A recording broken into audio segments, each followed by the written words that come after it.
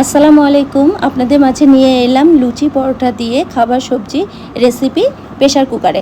এমন নিত্য নতুন আরও রেসিপি পেতে আমার চ্যানেলটি সাবস্ক্রাইব করে দিন। চলুন শুরু করি। প্রথমে আমি সবজিগুলো ধুয়ে স্ট্রেনারে রাখছি, তারপরে এই সাইজের কেটে নিয়েছি। এখানে রয়েছে কাটা সবজিগুলো: পাঁচফোড়ন, রসুন কুচি, তেজপাতা, শুকনা মরিচ, আদা রসুন পেস্ট, পেঁয়াজ মরিচ ভাজা, গুঁড়া মশলা, লবণ, হলুদ। প্রথমে আমি চুলাটা অন করে প্রেসার কুকারে গরম করে তেল দিয়ে দিয়েছি।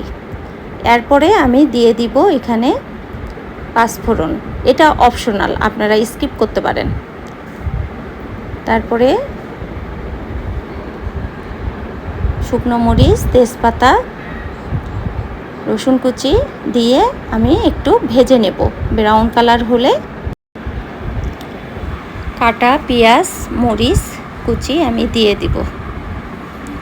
এর সাথে রসুন আদা পেস্টও আমি দিয়ে দিব। দিয়ে একটু নাড়াচাড়া করে কাটা সবজিগুলো ঢেলে দেব। এরপরে লবণ স্বাদ মতো,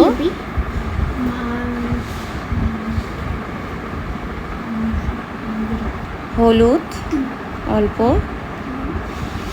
দিয়ে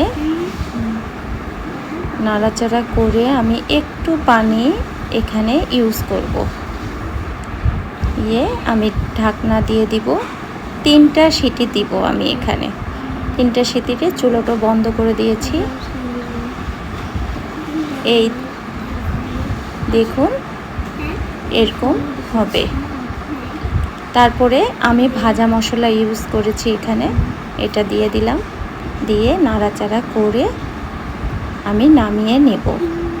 এই দেখুন ঝটপট একটা রেসিপি হয়ে গেল। পরিবেশন করুন।